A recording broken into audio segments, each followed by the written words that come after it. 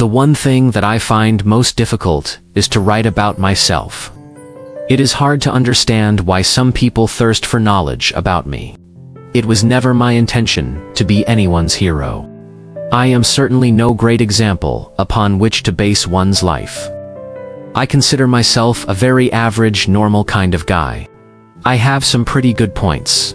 I have some human failings. I am proud of some of my achievements, and there are things that I wish I had not done. I'm not perfect, and I am not sure that I ever want to be. But it is certain that I do not belong on anyone's pedestal. I am a man with a message, and the message will be accepted by only a few. To those few who will understand, I am your brother. Maybe we can change the future for the better. William Moore, in his disinformation publication entitled Focus, said that I am a fundamentalist preacher. 20 years ago, that would have been a compliment, but today it implies sleaziness. That is why he said it. I am not, and have never been, any kind of preacher. I am not starting a church. I am not developing a religion. I do not belong to any organizations. I do not have an entourage. There is no cult, and I am not a cult leader. No one camps out around my house. People have called radio talk shows claiming to have first-hand knowledge that I am a notorious radical right-wing extremist. Others have said they have proof that I belong to a white racist organization. Someone said that they found my name on a list of Communist Party members. A man in Los Angeles, always the same voice, calls when I am on radio claiming that I am an alcoholic. The truth is, most of my close friends and acquaintances consider themselves to be liberal Democrats. My only political stance is constitutional. My wife is Chinese. That rules out the racist propaganda. I fought the communists in Vietnam. I will fight them again, if necessary, but only on United States soil. I used to drink a lot of alcohol in my younger days. As I became older, the booze dwindled to a trickle. Now, I do not drink much at all. Most of my friends have never seen me take a drink. Annie and I are fond of using wine in our cooking. The lies, no doubt, will continue. For the purpose of keeping everything in perspective, let's all understand that attempts to assassinate my character will continue, and in all probability, will become worse. Rather than let that get in the way, I want you to believe everything bad that you ever hear about me. See if that changes anything that I have been trying to tell you. See if it negates any of the proof. I believe that is the easiest way to handle those attacks. You who are sincerely interested in knowing will seek out me or those who are intimately close to me. Those who do are the only ones who will ever really know who and what I am. My ancestors came from England, Scotland, and Ireland. I had relatives who fought on both sides in the Civil War, and some who fought in the Indian Wars. One of my ancestors was a horse thief in Texas. I don't know for sure, but I think he got hung for it. When I was a little boy, I heard whispers that there was some Cherokee blood in the family. Every time I asked about it, I was told to shut up. I never could figure out why everyone was afraid to talk about the Indian blood. I thought, and still think, that it is something of which to be proud.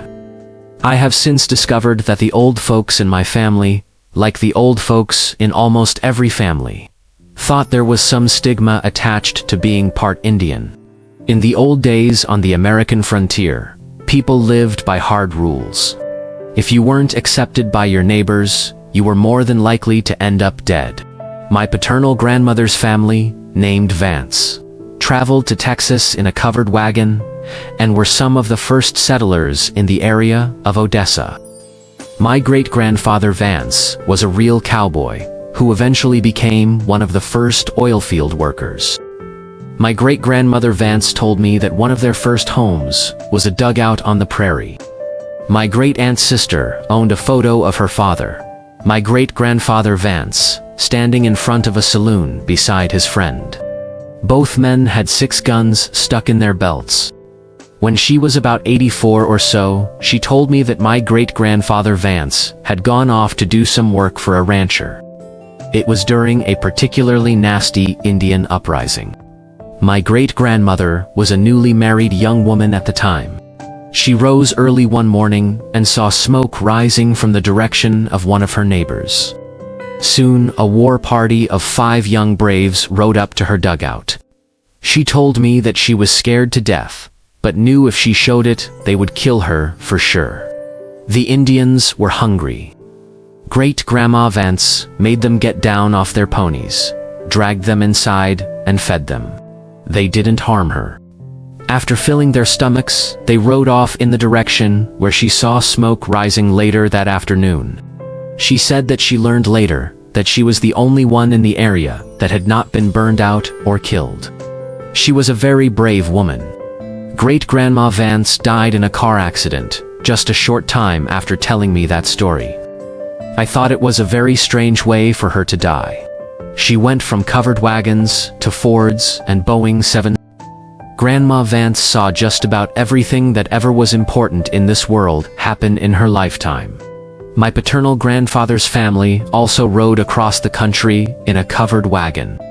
They strayed a little north, however, and ended up in the Indian Territory, now known as Oklahoma. They were on the front line during the Oklahoma land rush and succeeded in staking out 320 acres on Big Bear Creek, near what would eventually become Enid. A little town sprang up not too far away called Garber. They raised a lot of kids. I remember my great-grandmother cooking the biggest breakfast I had ever seen. We slept in real feather beds that swallowed us up. We ran to the outhouse in the middle of the night because we were embarrassed to use the chamber pot that great-grandma kept handy under every bed. In the morning, everyone would crowd around the wood stove in the kitchen, or the coal stove in the parlor, trying to get warm. My dad had given me a .22 rifle for Christmas, and Grandma's farm was the first place that I ever went hunting. I got up before the sun one morning, tiptoed downstairs, and headed out for the creek. About 2 hours later, I saw my chance and shot a quail sitting up in a tree. I strutted proudly to the farmhouse, holding that quail up for all to see. Luckily, the farmhand saw me first. He burst out laughing and asked me what I thought I was doing with that sparrow. I ran off and buried that bird and never said a word to anyone. I learned later that quails don't sit in trees. For those who may think this to be a terrible thing, I must tell you that every boy in those days was given a rifle and taught to hunt. During hunting season, many a family managed to put aside some extra money, because the boys brought home meat from the hunt. That money saved was sorely needed. It was considered a duty for a citizen to own a gun in order to carry out the intent of the Second Amendment to the Constitution. As long as the citizens owned guns, the government could never become oppressive. My mother's family came from Scotland and settled in North Carolina. They were hard-working and thrifty folk. Most of them were poor. I never knew much more about my mother's family. I don't even remember anyone talking much about them. I know that my grandmother, Nellie Woodside, was forced to give up some of her children when her husband died. There was not enough money to feed all of the kids. My mother was one of those chosen to live in a children's home until things got better. No one ever talked about my mother's father. When I asked about my grandfather, I was told, "Red was no good, and you just mind your own business." I got the feeling that nobody liked him. He died before I entered this world. I was born May 6, 1943. One was reared in a military family. My father is USA FLT, Cal Ret. Milton V. Cooper. He prefers to be called Jack, the nickname given to him by the family when he was a boy. Dad began his Air Force career as a young cadet flying biplanes, and retired as a command pilot with thousands of hours to his credit. I have a picture of him standing in front of an old biplane in his leather jacket and his cap with the ear flaps just like Snoopy wears. I can remember the pilots gathered around the kitchen table, talking about the planes and telling stories. Sometimes they discussed strange things called Foo Fighters or UFOs. When we were lucky, they got out the projector and showed Kodachrome slides. That was a special treat. By the time I was 8 years old, I think I had already seen and been inside every plane the Air Force, which used to be the Army Air Force, had ever owned. I had flown in several. I had seen many of them crash and had friends who had lost their fathers. I remember one night in the Azores at Lajes Field. We were at the base theater watching a movie when the projector ground to a stop.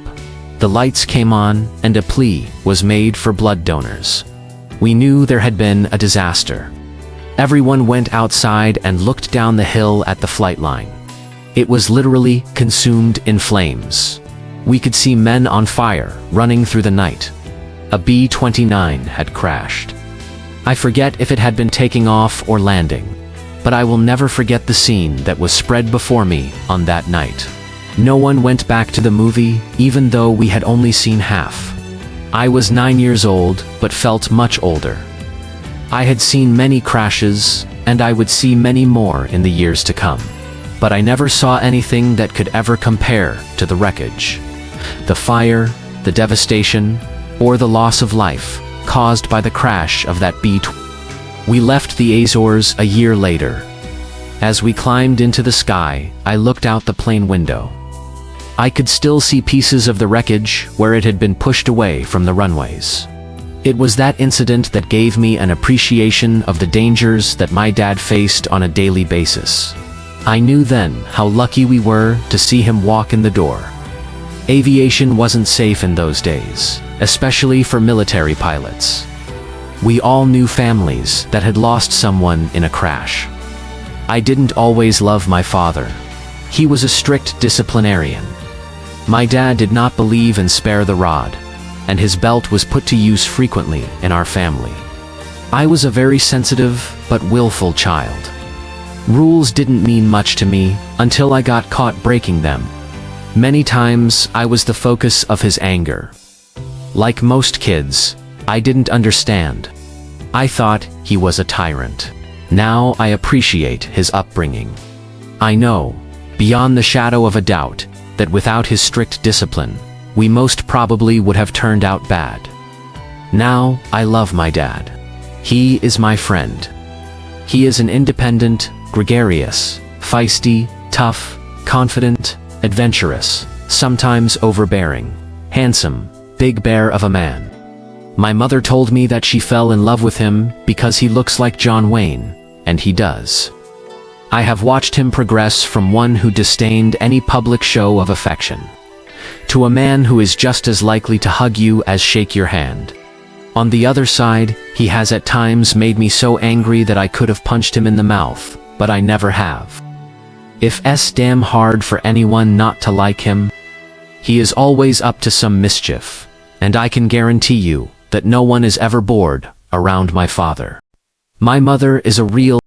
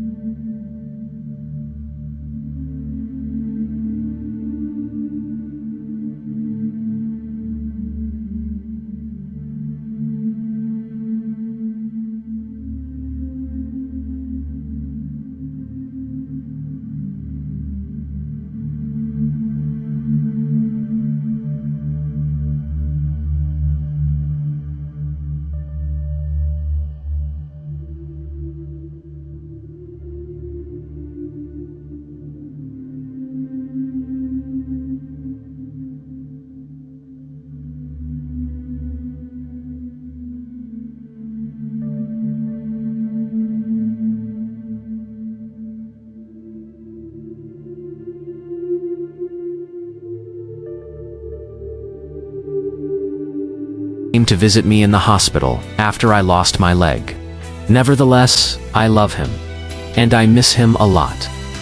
Neither one of us can afford to travel much unless it's business. But one of these days, soon, I'm going to surprise him, unless visit. Connie has shown me pictures, and Ron looks just like my great-grandfather. Almost every picture I've seen shows Ron in chaps, a Stetson, boots, and either near or on a horse. I guess that is about how it should be, as Ronnie always wanted.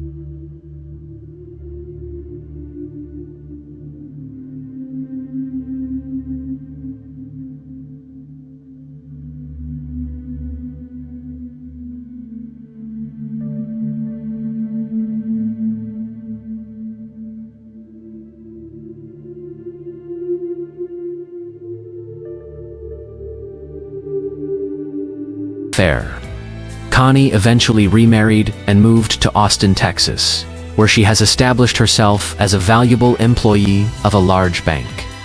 Her husband is an executive for McGraw-Hill. His name, coincidentally, is Ron. We all really like Ron McClure, especially Dad, who has formed a close friendship with him. My sister has really blossomed into a wonderful woman. She has become one of my dearest and closest friends. She has grown to be so much a part of me that even now, I sometimes get a feeling to look behind me to see if that little girl is still there. I feel a great loss when I see that if only Sugar Bear, my faithful dog. But then, I love him too, so can't complain. I graduated in 1961 from Yamato High School in Japan. That fall, I enlisted in the Air Force. I really wanted to go into the Navy, but I had always had a tendency to ward car sickness and seasickness. I attended basic at Lockland Air Force Base, Texas, and technical school for aircraft, and missile hydraulics at Amarillo Air Force Base. Upon completion, I was ordered to the 495th Bomb Wing of the Strategic Air Command at Shepherd Air Force Base just outside Wichita Falls. The name was later changed to the 4245th Bomb Wing. Don't ask me why. In just a short time, I had gone from a skinny kid who didn't know much about anything, even though I thought I did, to an airman who had a secret security clearance and worked on B-52 bombers, KC-135 refueling aircraft, and Minuteman missiles. I saw real atomic bombs. I worked around them on a daily basis. Because of that, I had to wear a dosimeter just in case I was exposed to radiation. In those days, we were the elite of the Air Force, and we knew it. I received a letter of commendation for my work. In due time, I was awarded the National Defense Medal and the Air Force Good Conduct Medal. Actually, I think everyone was awarded the National Defense Medal so that no one would be embarrassed, standing in formation with nothing on their chest. It was during this time that I met a couple of sergeants who kind of adopted me.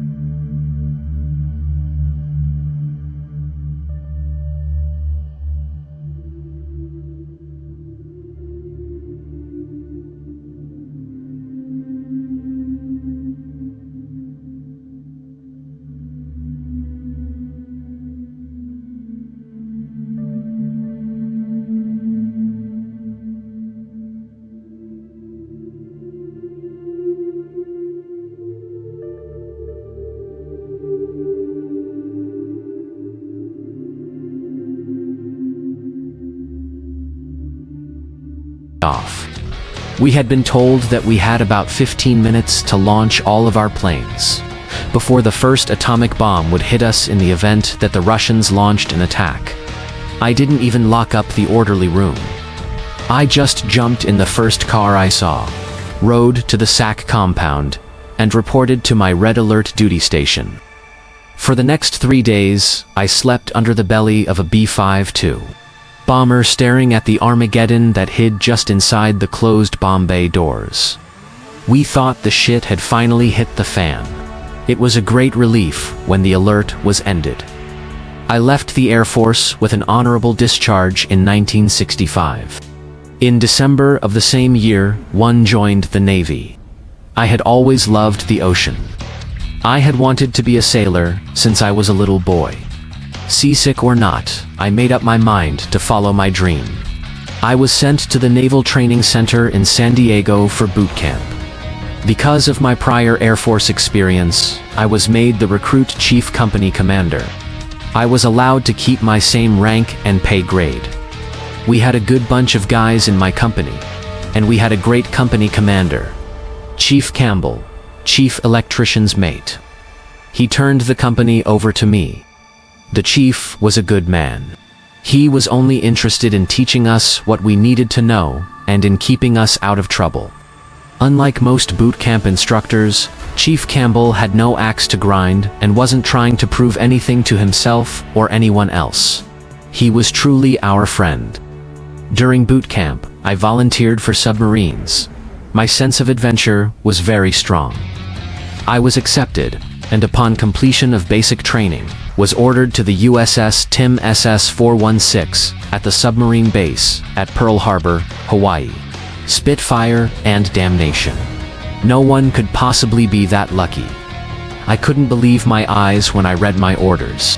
Here, I was fulfilling my dream of being in the Navy. I got exactly what I asked for the first time that I asked for it, which was extremely rare in any branch of military service. And, to top it all off, I was being sent to Hawaii, the land of tropical paradise. I was in seventh heaven. I landed in Hawaii with no time to play and took a cab directly to the sub-base. My submarine was nowhere to be found. I kept asking people until I found someone who told me that my boat subs are called boats in the Navy, was not at the sub-base but in dry dock in the Pearl Harbor Naval Shipyard. I hailed another cab. The cab driver dropped me off at the head of a pier that looked like it had never been. Cleaned up after the Japanese bombed Pearl Harbor. It was covered with what appeared to be hoses, huge electrical cables, rusting metal of every conceivable size and shape that you can imagine. The air was rank with the smell of diesel, welding fumes, paint, and steel. If there is a hell on earth, I thought, this has to be it. I walked up the pier, over to the edge, and looked down into the dry dock. There, stripped of all dignity, lying naked and cut cleanly in half, was my boat, the USS T. Men were scrambling all over it. They looked like ants swarming over a dead grasshopper. Brilliant flashes of light, brighter than the sun, drove sparks high into the air and then down in a beautiful flow to the bottom of the dock. I couldn't believe my eyes. Someone actually expected me to go out to sea, then underwater. In what appeared to me to be a motley collection of cut-up, rusting metal scavenged from some satanic junkyard. Stuck together by demons with welding torches, my luck had just run out. I reported to the barracks barge moored in the water on the other side of the pier, and was given a hammock for when I had the duty. Then I was sent to the sub-base barracks, where I was assigned a rack and a locker. I wanted to go into Honolulu, but quickly discovered non-quals did not rate liberty. It was getting worse. The next few months were spent sanding, painting, lifting, and learning the boat. The men of the crew, except for the chief cook, were great. The chief cook was drunk every minute of the day and night.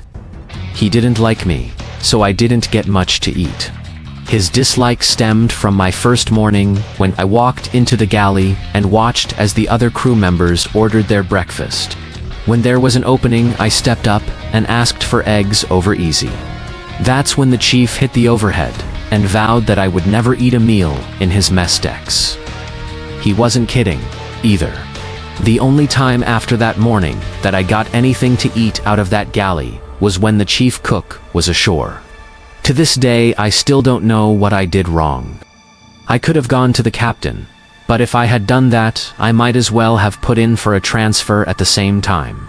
It wasn't long, though, before I was able to locate where he hid his booze. I made his life miserable from that moment on. I won't tell you what I laced his vodka with, but it wasn't anything you'd ever want to drink, believe me.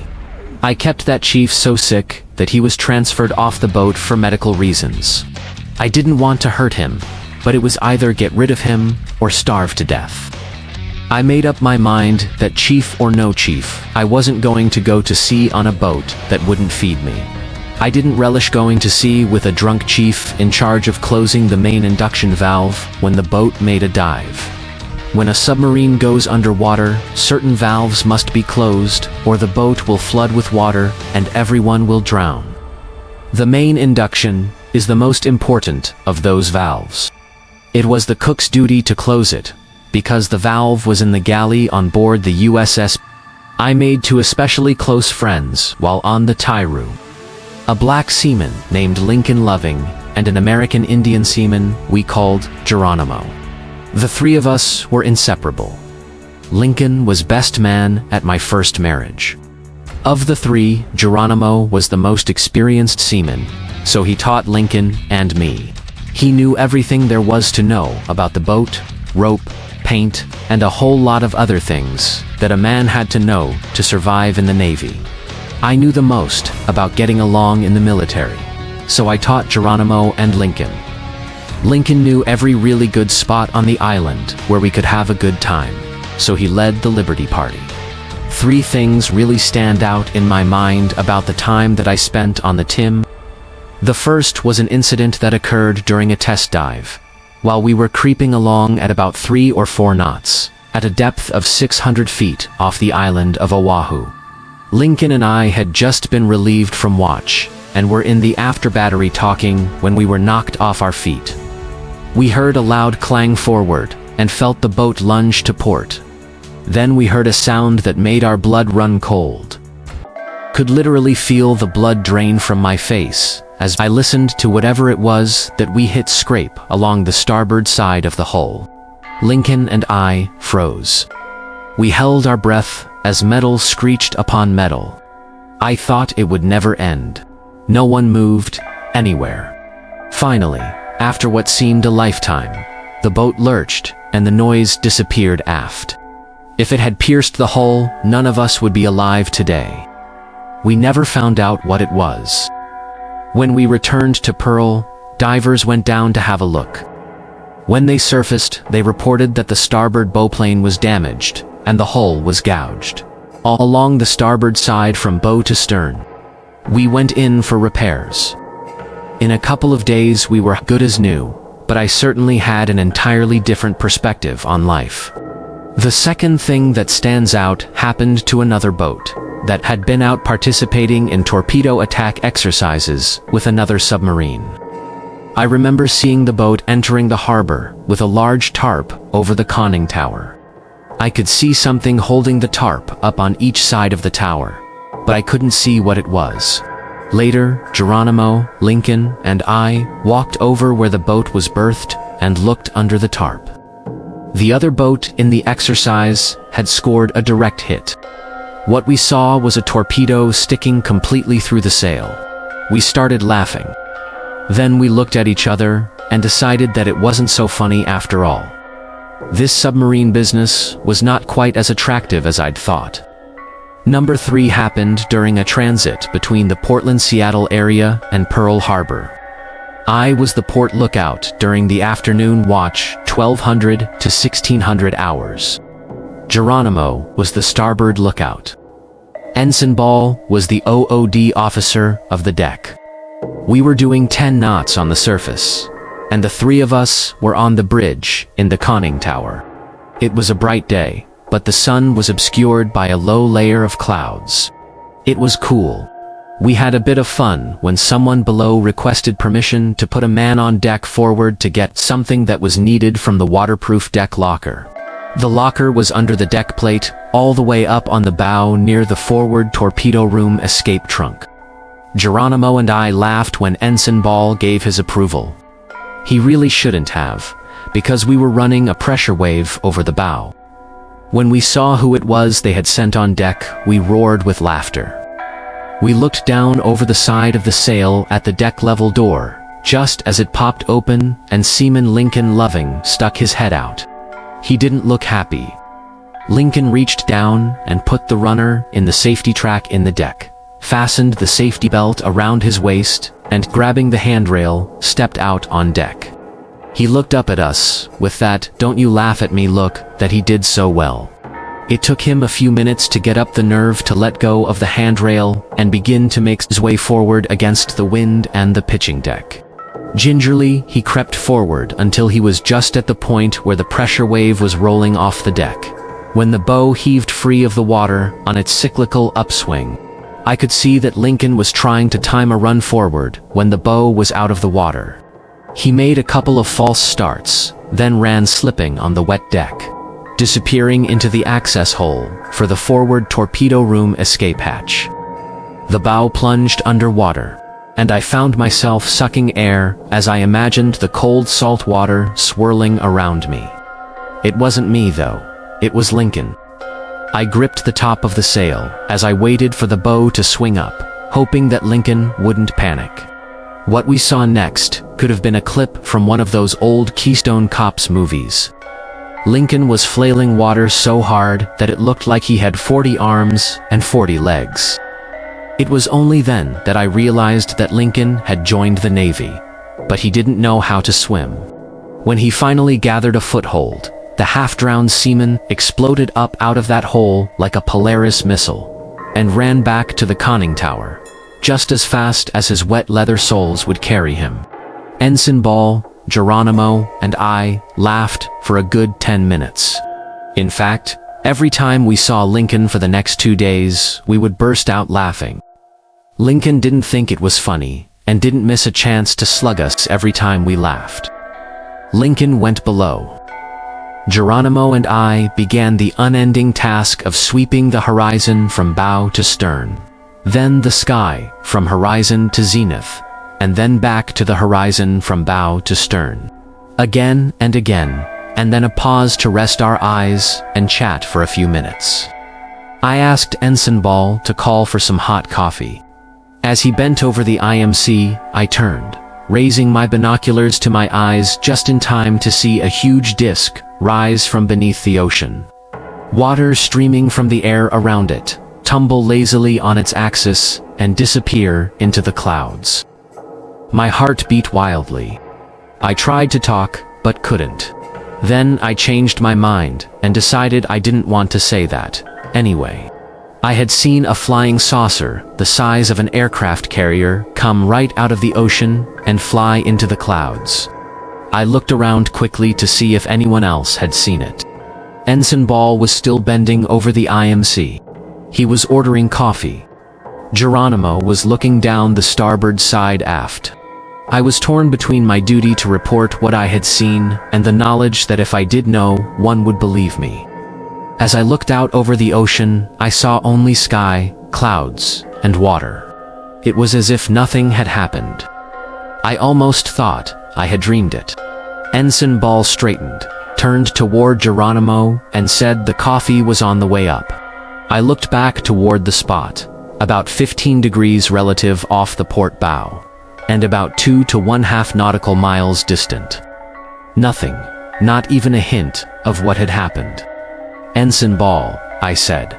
I thought I saw something about 15 degrees relative off the bow, but I lost it. Can you help me look over that area? Ensign Ball turned, raising his glasses to eye level. I didn't know it at the time, but Geronimo had heard me and turned to look. He was happy that something had broken the monotony. I was just lifting the binoculars off my chest when I saw it. The giant saucer shape plunged out of the clouds, tumbled, and, pushing the water before it, opened up a hole in the ocean and disappeared from view. It was incredible. This time, I had seen it with my naked eyes, and its size in comparison with the total view was nothing short of astounding. Ensign Hall stood in shock, his binoculars in his hands, his mouth open. Geronimo yelled, "Holy shit! What the? Hey, did you guys see that?" Ensign Ball turned, and looking right at me with the most incredulous look on his face, said in a low voice, "This had to happen on my watch." He turned, quickly pressing the override on the IMC, and yelled, "Captain, to the bridge. Captain, to the bridge." As an afterthought, he pressed the switch again and yelled, "Somebody get a camera up here." The captain surged up the ladder with the quartermaster on his heels. Chief Quartermaster Quintero had the ship's 35mm camera slung round his neck. The captain stood patiently while Ensign Ball tried to describe what he had seen. He glanced at us, and we both nodded in affirmation. That was enough for the captain. He called sonar, who during the excitement had reported contact underwater at the same bearing. The captain announced into the IMC, "This is the captain. I have the con." The reply came back instantly from the helm. Aye, sir." I knew that the helmsman was passing the word in the control room that the captain had personally taken control of the boat. I also knew that rumors were probably flying through the vessel. The captain called down and ordered someone to closely monitor the radar. His command was instantly acknowledged. As the five of us stood gazing out over the sea, the same ship, or one exactly like it, rose slowly, turned in the air, tilted at an angle, and then vanished. I saw the chief snapping pictures out of the corner of my eye. This time, I had 3 images from which to draw conclusions. It was a metal machine. Of that there was no doubt whatsoever. It was intelligently controlled. Of that I was equally sure. It was a dull color, kind of like pewter. There were no lights. There was no glow. I thought I had seen a row of what looked like portholes, but could not be certain. Radar reported contact at the same bearing and gave us a range of 3 nautical miles. The range was right on, as the craft had moved toward the general direction that we were headed. We watched repeatedly as the strange craft re-entered the water, and then subsequently rose into the clouds, over and over again, until finally we knew that it was gone for good. The episode lasted about 10 minutes. Before leaving the bridge, the captain took the camera from the chief, and instructed each of us not to talk to anyone about what we had seen. He told us the incident was classified, and we were not to discuss it, not even amongst ourselves. We acknowledged his order. The captain and the chief left the bridge. Ensign Ball stepped to the IMC and, pressing the override switch, announced, "This is Ensign Ball. The captain has left the bridge. I have the con." The reply, "AA, sir," quickly followed. Those of us who had witnessed the UFO were not allowed to go ashore after we had berthed in Pearl. Even those of us who didn't have the duty were told we had to stay aboard. After about 2 hours, a commander from the Office of Naval Intelligence boarded. He went directly to the captain's stateroom. It wasn't long before we were called to wait in the passageway outside the captain's door. Ensign Ball was called first. After about 10 minutes, he came out and went into the wardroom. He looked shaken. I was next. When I entered the stateroom, the commander was holding my service record in his hands. He wanted to know why I had gone from the Air Force into the Navy. I told him the whole story, and he laughed when I said that after putting off the Navy for fear of chronic seasickness, I hadn't been seasick yet. Suddenly, a mask dropped over his face, and looking me directly in the eyes, he asked, "What did you see out there?" "I believe it was a flying saucer, sir," I answered. The man began to visibly shake, and he screamed obscenities at me. He threatened to put me in the brig for the rest of my life. I thought he wasn't going to stop yelling, but, as suddenly as he began, he stopped. I was confused. I had answered his question truthfully, yet I was threatened with prison. I was not afraid, but I was not very confident, either. I figured I had better take another tack. 18 years with my father and 4 years in the Air Force had taught me something. Number 1 was that officers just do not lose control like that, ever. Number 2 was that if my answer had elicited that explosion, then the next thing out of my mouth had better be something entirely different. Number 3 was that his response had been an act of kindness to get me to arrive at exactly that conclusion. "Let's start all over again," he said. "What did you see out there?" "Nothing, sir," I answered. "I didn't see a damn thing, and I'd like to get out of here just as soon as possible." A smile spread over his face, and the captain looked relieved. "Are you sure, Cooper?" he asked. "Yes, sir," I replied. "I'm sure." "You're a good sailor, Cooper," he said. "The Navy needs men like you'll go far with the Navy." He then asked me to read several pieces of paper that all said the same thing, only with different words. I read that if I ever talked about what it was that I didn't see, I could be fined up to $10,000 and imprisoned for up to 10 years, or both. In addition, I could lose all pay and allowances, due or ever to become due. He asked me to sign a piece of paper stating that I understood the laws and regulations that I had just read, governing the safeguard of classified information relating to the national security. By signing, I agreed never to communicate in any manner any information regarding the incident with anyone. I was dismissed, and boy, was I glad to get out of there. Not long after that incident, I devalentered from submarines. I was transferred to the USS Tambigby, Awogay Sablas. The Tambigby was a gasoline tanker. It was more dangerous than the sub. The captain was crazy, and the crew was a combination of idiots and misfits. I once had to draw my pistol while I was petty officer of the watch to prevent an officer from being attacked by a seaman. The Tambigby collided in the dead of night with a destroyer in the Molokai Channel, and several men died when the destroyer was almost cut in half. Every day aboard that ship was exactly like a scene right out of Mr. Roberts. I struck for Quartermaster Navigation Specialist and managed to advance to the rank of second-class petty officer despite the obvious obstacles. I made 2 WESTPAC tours aboard the Tambigby. They included a total of 12 months off the coast of Vietnam. We came under machine gun fire while anchored off Chule. We had to do an emergency breakaway and leave the harbor. All we needed was one tracer round in one of the tanks, and kaboom, it would have been all over. The Viet Cong gunner probably got busted, because the stupid jerk missed the whole damn ship. How can you miss a whole ship? The only other time I felt threatened was when we went up to a small outpost at the 2 German marks called Kua Viet. It was a vision right out of hell. Kua Viet sat on the southern bank at the river mouth of the Thua Con River.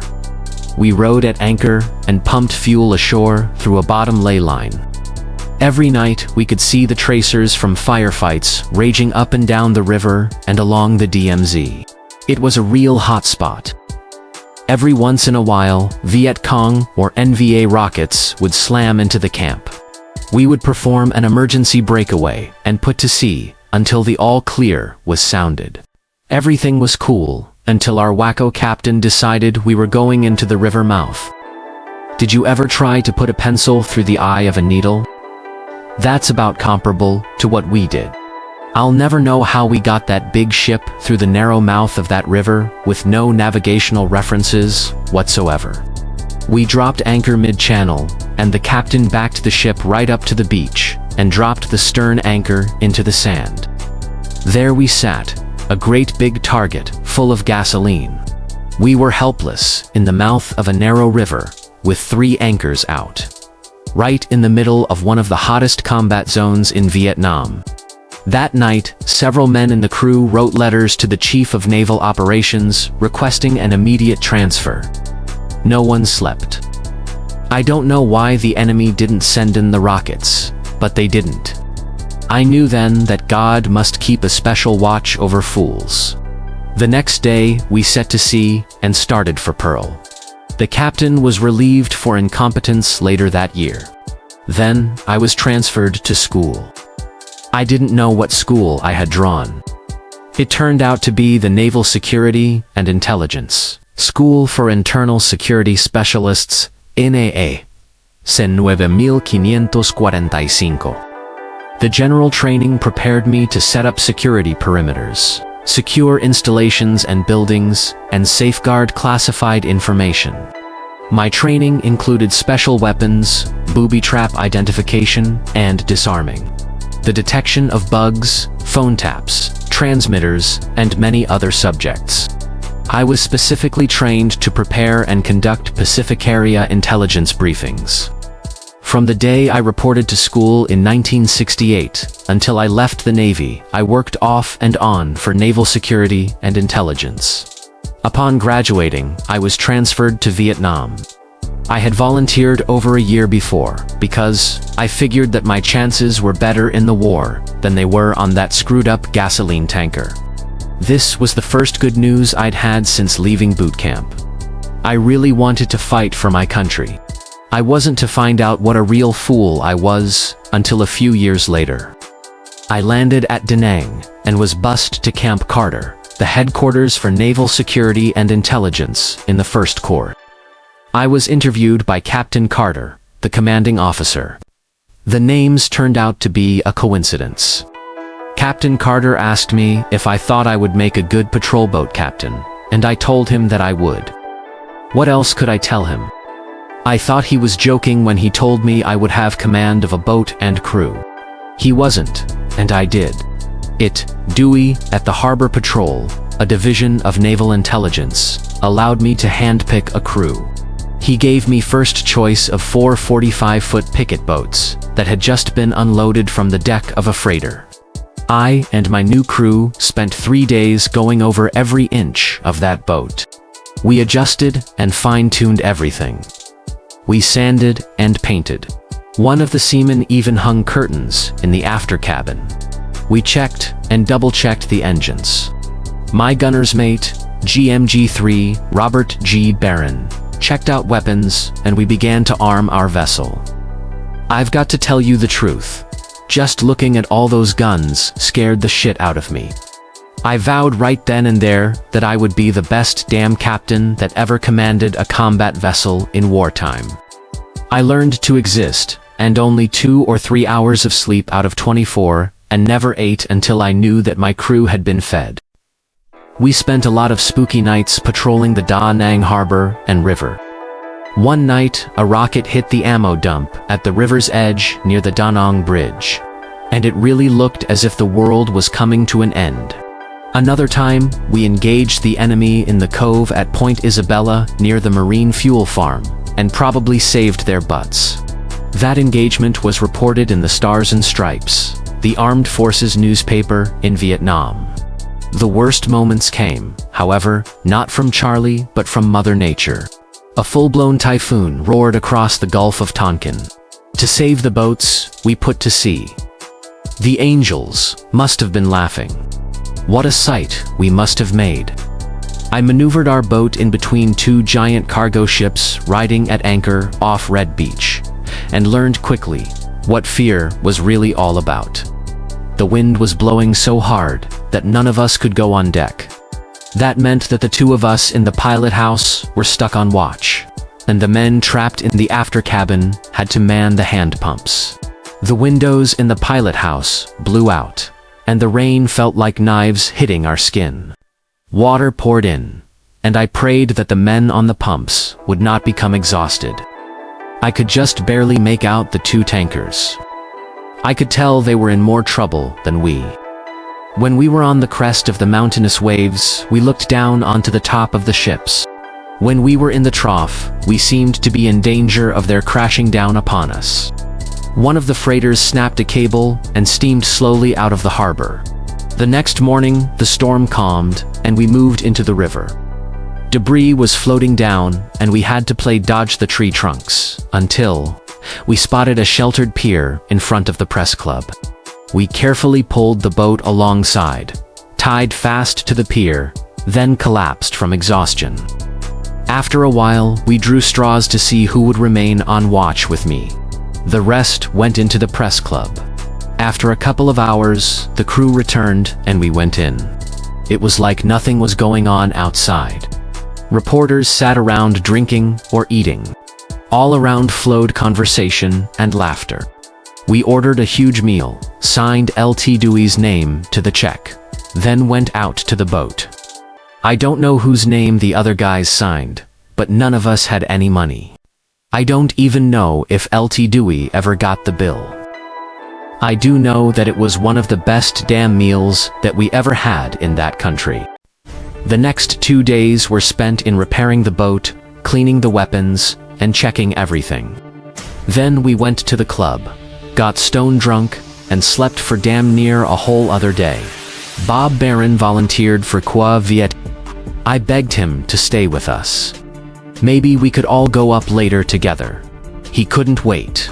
He had to have action. We promised each other that if one of us bought the farm, the other would drink a bottle of scotch in memory. Then break the bottle on the rocks. Don't ask me what that was all about. Men who think they might die at any given moment do stupid things, and I was no different than most. About 3 weeks later, we learned that Bob's boat had gone on to Lima Patrol on the Thakhan River one night and had never returned. No radio transmissions were ever heard, and for a while, no bodies were found. Then, one by one, they popped to the surface, along the bank. It was a long time before we ever found the boat.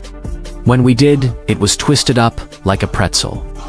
I say we, because after I drank the bottle of scotch and broke it on the rocks, I forced the issue and was transferred to the Dongha River Support Group at Qua Viet. It was now a personal war. They had killed a part of me. Bob had been my friend. His name is on the Vietnam Memorial. My boat engaged the enemy more times than any other boat that ever patrolled that river.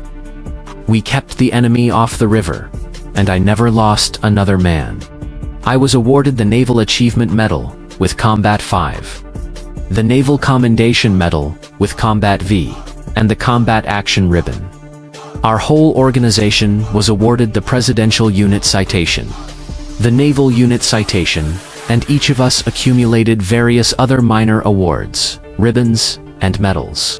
One thing I didn't like about Vietnam was that it was very difficult to maintain unit cohesion and morale. When you had proven and trusted men leaving all the time at staggered intervals, and green, unproven men arriving to take their place. I noticed that I felt like I was deserting my crew when I was rotated home. I tried to extend my tour of duty, but they had already decided to phase out our forces and turn the war over to the Vietnamese. If I had extended a month earlier, I was told, I could have stayed. My attitude at that point was a smoldering screw. The whole time that I was in Vietnam, and especially on the DMZ, I had noticed that there was a lot of UFO activity. We had individual 24-hour crypto code sheets that we used to encode messages. But because of the danger that one of them could be captured at any time, we used special code words for sensitive information. UFOs, I was told, were definitely sensitive information. I learned exactly how sensitive when all the people of an entire Eligen village disappeared after UFOs were seen hovering above their huts. I learned that both sides had fired upon the UFOs, and they had blasted back with a mysterious blue light. Rumors floated around that UFOs had kidnapped and mutilated 2 army soldiers, then dropped them in the bush. No one knew how much of this was true, but the fact that the rumors persisted made me tend to think there was at least some truth in them. I found out later that most of those rumors were true. I eventually found myself back in Hawaii. This time, it was shore duty at the headquarters of the Commander-in-Chief of the Pacific Fleet at Makalapa, a hill above Pearl Harbor. I had carried a secret security clearance in the Air Force, and secret was required for submarines. When I checked into the Fleet Administration Unit, I was asked to fill out papers for another clearance. I did as I was asked. I remember that one of the questions asked if I had ever belonged to any fraternal organizations. I looked down the list, circled the Demolay Society, and answered in the affirmative. I was assigned to the Operational Status Report Office OBSTAT, under LTC Mercado while I awaited the results of my FBI background check for the upgraded clearance. About 6 months later, I was called into the office of the Chief of Staff for Naval Intelligence. I was asked to read the regulations covering the personnel reliability program governing those personnel who had access to nuclear weapons, information on nuclear weapons, launch codes, and various other things having to do with nuclear weapons or anything that came under HQCR 44. I was asked to read and then sign a security oath, which I did. I was then told by Captain Caldwell that my security clearance had been upgraded to top secret Q. Sensitive, compartmentalized information with access authorized on a strict need-to-know basis.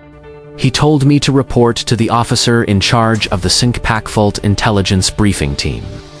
The following morning, at 0400 hours, I did. What I learned during the time I spent with that briefing team is what led me on my 18-year search that has culminated in the writing of this book. I was later given another upgraded clearance in the crypto category and served as the designated SPECAT operator when I was on watch in the command center. On the day that I learned that the Office of Naval Intelligence had participated in the assassination of President John F. Kennedy, and that it was the Secret Service agent driving the limo that had shot Kennedy in the head, I went AWOL with no intention of ever returning. My good friend Bob Swan is the one who talked me into going back. Later, on June 1st, 1972, the eve of my wedding, I told Bob everything that I knew about the UFOs. Kennedy's assassination, the Navy, the secret government, the coming Ice Age, Alternatives 1, 2, and 3, Project Galileo, and the plan for the New World Order. I believed it was all true then, and I believe it is all true now. I must warn you, however, that I have found evidence that the secret societies were planning as far back as 1917 to invent an artificial threat from outer space in order to bring humanity together in a one-world government, which they call the New World Order. I am still searching for the truth. I firmly believe that this book is closer to that truth than anything ever previously written. I attempted to leak information to a reporter after my discharge. I was forced off a cliff by a black limo in the hills of Oakland. 2 men got out and climbed down to where I lay covered in blood. One bent down and felt for my carotid pulse. The other asked if I was dead. The nearest man said, "No, but he will be." The other replied, "Good. Then we don't have to do anything else." They climbed up and drove off. I succeeded in climbing up the bank, where I waited until found. A month later, I was forced into another accident by the same limo. This time, I was to lose my leg. 2 men visited me in the hospital. They only wanted to know if I would shut up, or if the next time should be final. I told them that I would be a very good little boy, and that they needn't worry about me anymore. Under my breath, I swore to spill the beans as soon as I could figure out how to do it without Unit getting hurt again. It took 16 years, $27,000, a computer, and a lot of envelopes, but now everyone knows. I went back to school after leaving the Navy and obtained a degree in photography. Served as the chief instructor of the Coastal School of Deep Sea Diving, the head of the Mixed Gas Deep Saturation Diving Department, and the underwater photography instructor for the College of Oceaneering. Admissions representative for Airco Technical Institute. Assistant director of Adelphi Business College. Executive director of Adelphi Business College. National Marketing Coordinator of United Education and Software. Executive Director of Pacific Coast Technical Institute, and Executive Director of National Technical College. I also owned and operated Absolute Image Gallery and Studio of Fine Art Photography. In the spring of 1988, I saw a magazine that made reference to a document discovered by the research team of Chandra and Friedman that outlined the government's knowledge of a downed saucer, dead alien bodies, and an operation called Operation Majestic 12. I knew that Moore and Friedman were government agents, and the document was a fraud. I had never heard of Chandra. I knew this because I had seen a list of agents who were to initiate a contingency plan called Majestic that would lead investigators off the track when such a need arose. I decided that it was time for me to enter the arena and expose the cover-up and the disinformation. First, it was necessary to convince the known agents that I was just a cook who didn't really know anything. I prepared some bogus information, mixed it with some true information, and passed it to Moore and Friedman through Jim Spieser, the operator of a computer BBS network called Paranet. Spieser was told that the information was to go only to Moore or Friedman. No one else was to see it. I wanted to buy time by convincing these agents to report me to their case officers as harmless, thus allowing me to get the real information out to the public. None of that information was intended to go to the public. Spieser turned out to be working with Moore, however, and posted the files on the computer networks. Spieser then went to Los Angeles, conferred with Moore for 3 days, then returned, and barred me from the Paranet system. Friedman called and elicited my address, the name and address of my employer, and a lot of other personal information. I knew that I was being checked out through the intelligence network and played along. About 1 week after talking to Friedman, Defense Investigative Service agents showed up at my home and confiscated all my floppy disks.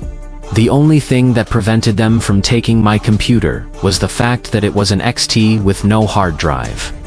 I knew that my plan had worked, because they didn't take me.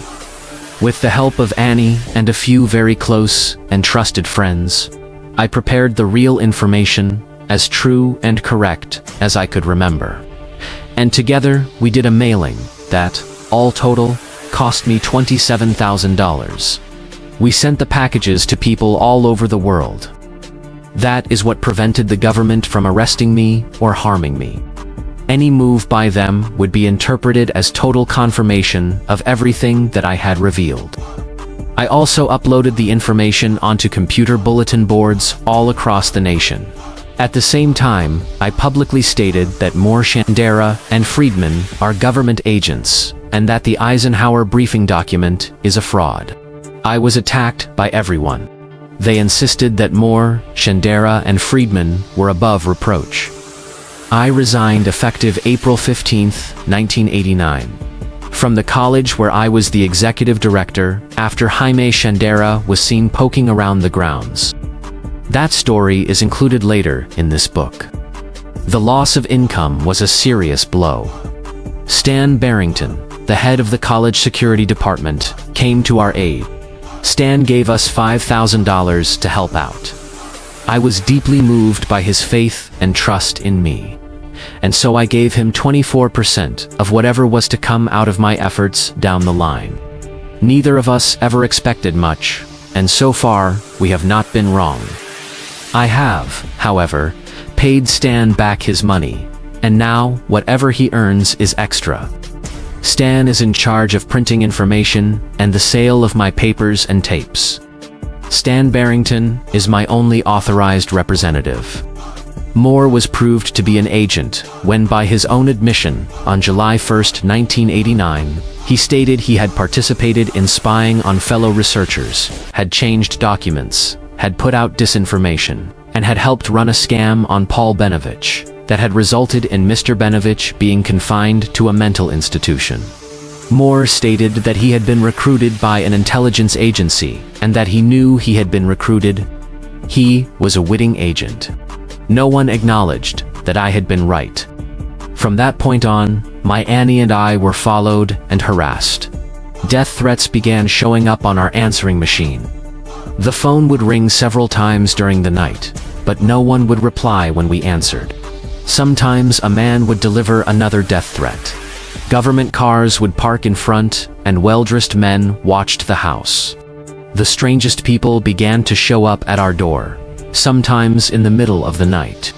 I purchased a .380 automatic for Annie and a 9mm for me. I taught Annie how to shoot, and she will not hesitate to kill anyone who attempts to harm me, her, or our little daughter. Annie and Pooh, Dorothy's nickname, are the lights in my life. Annie and I were married on July 4, 1989. Pooh was born on May 30, 1990. My most touching memory of Annie is of the time after 12 hours of labor, when we were finally in the delivery room. She had taken no drugs. She had not been given a spinal tap.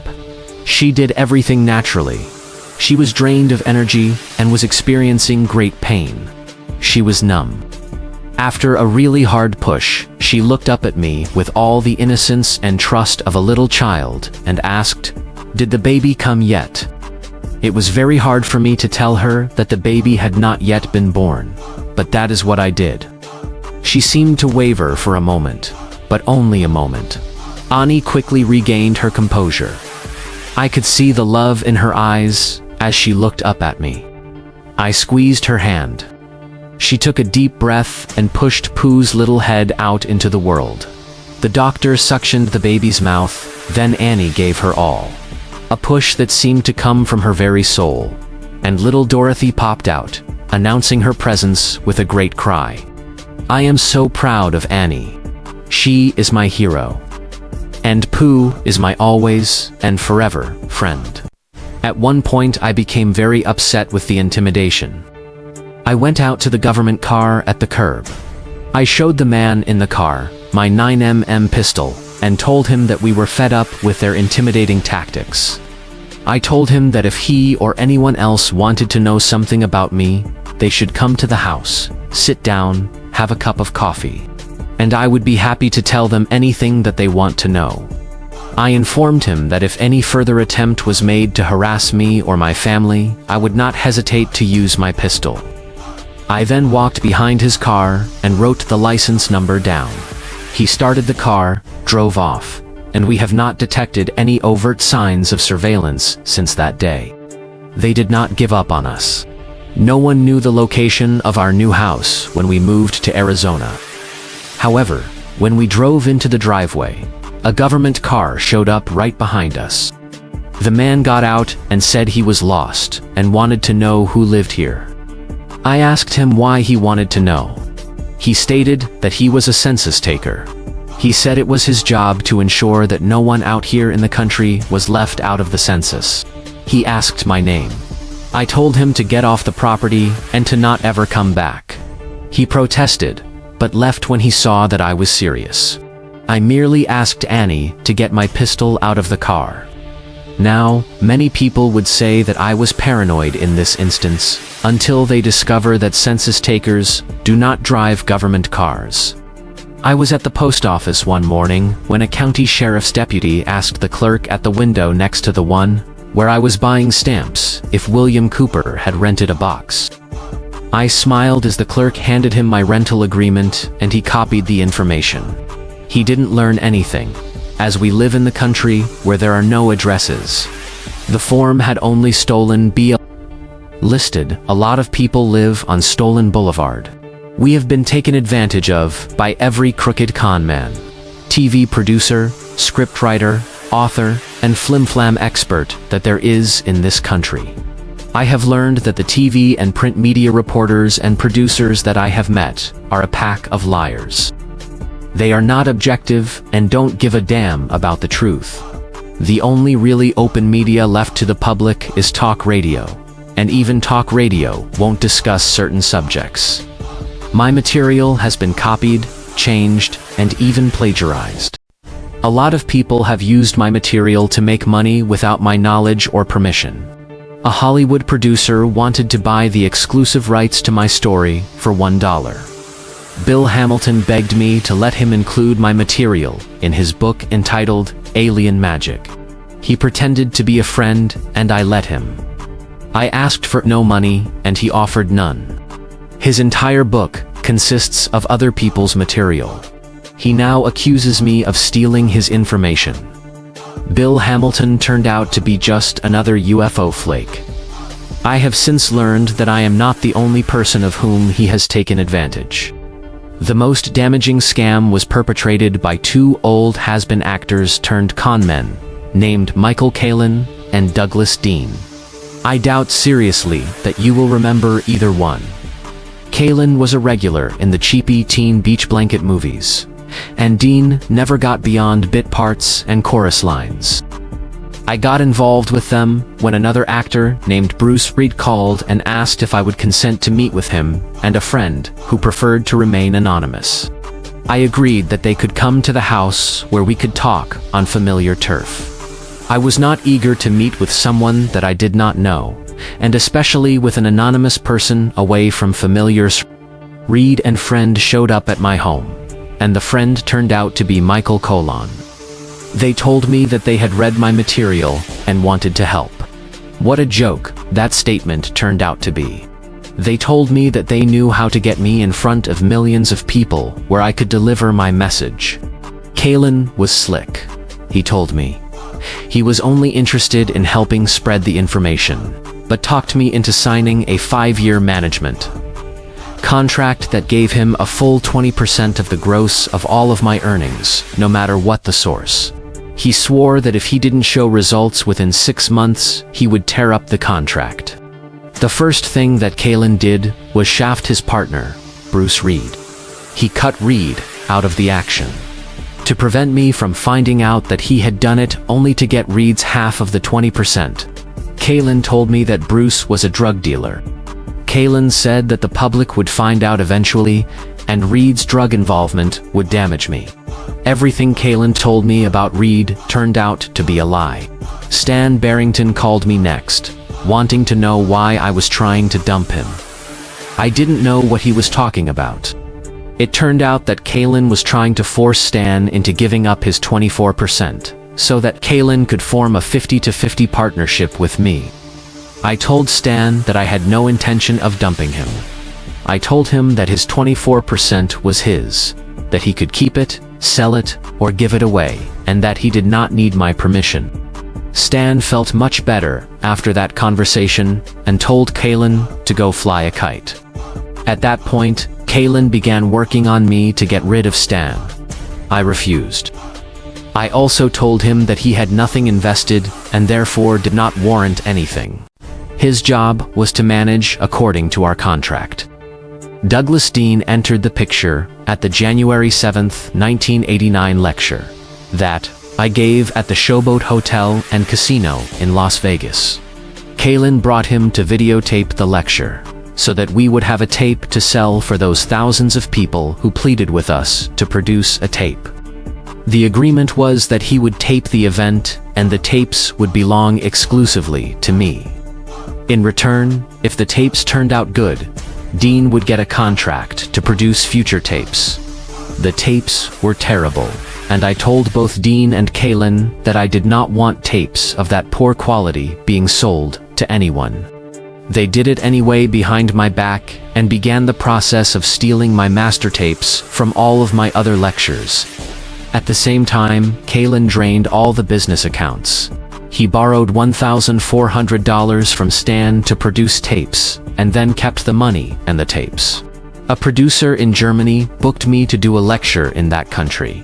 To secure the agreement, he sent $3,000 to be used for 2 first-class tickets, and as a guarantee that when I got there, I would not be cancelled. The producer cancelled when a German postal strike prevented him from advertising the event. Kalen kept the man's $3,000. I did not find out about that until after I fired Kalen. At my lecture in San Diego, at the Whole Life Expo, I found out that Dean was selling tapes and asking people to make checks out to Need to Know Productions, a phony company. I immediately fired Dean. I informed Kalen that we were to do no more business with him whatsoever. I discovered that Kalen was telling me that we were having tapes duplicated in Hollywood for $15 per tape. But in reality, Dean was doing it on VCRs at his home in Arizona. I asked Kalen to return all of my master tapes for all my lectures. He refused and I fired him. When I got rid of Kalen, he had stolen everything that we had. We were literally left penniless. He was in possession of all of our master tapes from all of my lectures. We were broke and homeless at that point. If it had not been for a few good friends in Minnesota, we would not have survived. We would be in the streets today. Kalen and Dean continued to injure us by selling tapes from my lectures. We get nothing from those sales. They are the most despicable con men and thieves that you can imagine. I paid a visit to Dean's home one Saturday morning to ask him for my master tapes. He was not home, and after a polite conversation with his handyman, I returned to my home. A few days later, the sheriff's department called and asked me if I had been to Dean's home that same Saturday. I told him that I had. He asked me if I had tried to break in Dean's home, and I told him that I had not. He thanked me, and that was the end of it. I had no idea what it was all about until I was served with a retraining order. It seems that Dean's guilty conscience had made him afraid that I would return.